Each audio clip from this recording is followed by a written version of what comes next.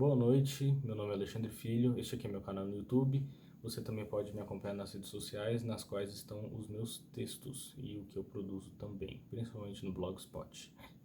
Nesse vídeo eu vou falar um pouco sobre bloqueio criativo, mas antes eu quero dar um breve recado sobre as informações do último vídeo. Uma pessoa me perguntou como eu carrego meu celular, já que a entrada USB está estragada. Por meio disso aqui, é um aparelho da Samsung que me permite carregar o celular por aproximação. Outras pessoas me sugeriram enviar o vídeo para o Facebook, para o WhatsApp, no caso do Facebook mantendo privado, e aí baixar o vídeo no computador e aí postar no YouTube. A qualidade continuou caindo, no caso do Google Drive foi de 1080p para 720p e de 60 quadros por segundo para 30. Aconteceu a mesma coisa com o WhatsApp e com o Facebook. Então, infelizmente, não é uma saída. Entretanto, descobri que o YouTube Studio, que é uma plataforma do YouTube, permite com que eu faça essas edições brandas. Então, eu posso simplesmente gravar o vídeo todo a fio no celular, passar para o YouTube e no computador eu faço ali as edições que eu considerar necessárias. Pois bem, o que é um bloqueio criativo? Bloqueio criativo é quando eu pelo menos, quando eu quero escrever um texto, quero produzir algo, mas eu não consigo, eu me sinto travado. É como se algo estivesse faltando para eu começar a escrever. E o que eu faço nesses casos? Demorou muito até que eu aprendesse o que eu faço hoje. Não é algo simples, mas funcionou para mim e eu quero deixar isso bem claro que pode ser que não funcione para você porque é algo que funcionou para mim. Entretanto, eu passei muito tempo pesquisando como acabar com o bloqueio criativo, passei muito tempo no ócio, passei meses sem produzir, querendo produzir, me sentindo ansioso porque eu via pessoas produzindo e eu não conseguia produzir, culpava a rotina do meu dia a dia por ter muitas atividades, por aí vai. E o que eu decidi fazer? Em primeiro lugar, entender que nenhum texto bom sai pronto. E isso eu só aprendi escrevendo. Até mesmo com os textos que eu já tinha, eu ainda passei muito tempo sem escrever, eu não entendia muito bem.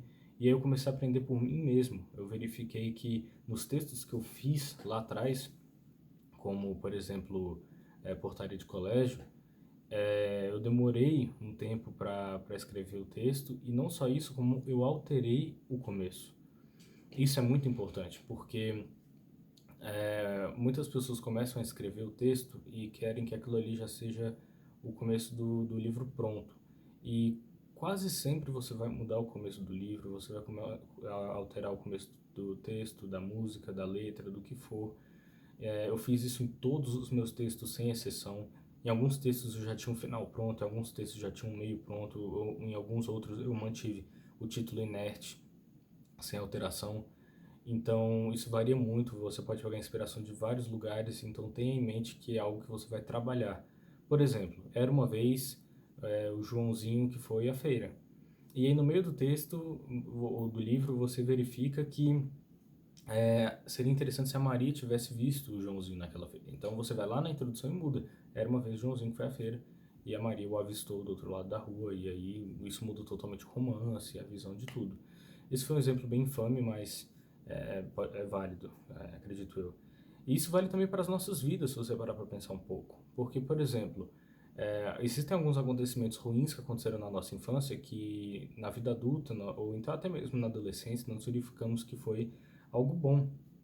Quando os meus pais me privavam de jogar videogame para eu fazer meus deveres de casa, eu não entendia aquilo. Eu achava como que isso vai mudar em alguma coisa, né? E hoje eu percebo, verifico que foi algo bom, que entre várias outras coisas, mas essa é uma delas, eu sou dedicado por isso, né? Por essas coisas. E, e também para coisas boas que acontecem na infância, isso também é pessoal, e que na vida adulta a pessoa acaba percebendo, interpretando de uma maneira ruim, algo que durante toda a infância vislumbrava, considerava como algo bom, e aí chega a vida adulta e de repente aquilo ali já não era tão bom assim, e se transforma num trauma e por aí vai, e isso é pessoal.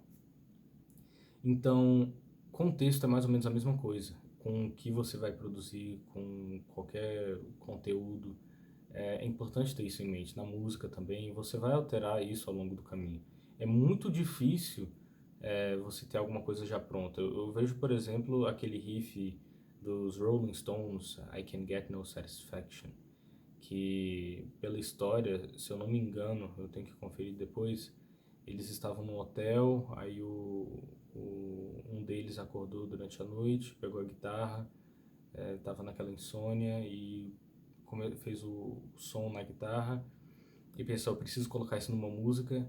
Então eles começaram a pensar como seria ao redor da música, como seria a bateria e tudo, mas tudo em cima daquele riff. E é de fato a música, né? A música é aquele riff.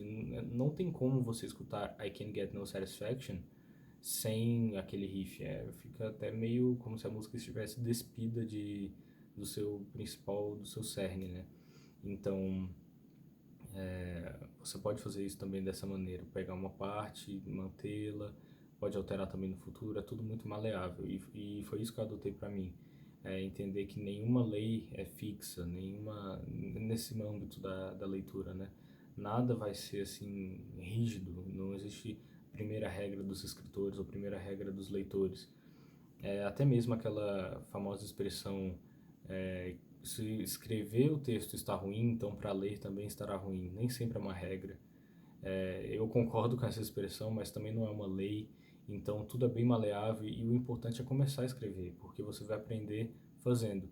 É a mesma coisa que tocar violão, ou tocar um instrumento musical. Você pode ter todas as aulas teóricas do mundo, mas se você não segurar o instrumento, manejá-lo e usá-lo da maneira correta, tocar ali os acordes, aprender, você não vai aprender a tocar um instrumento musical.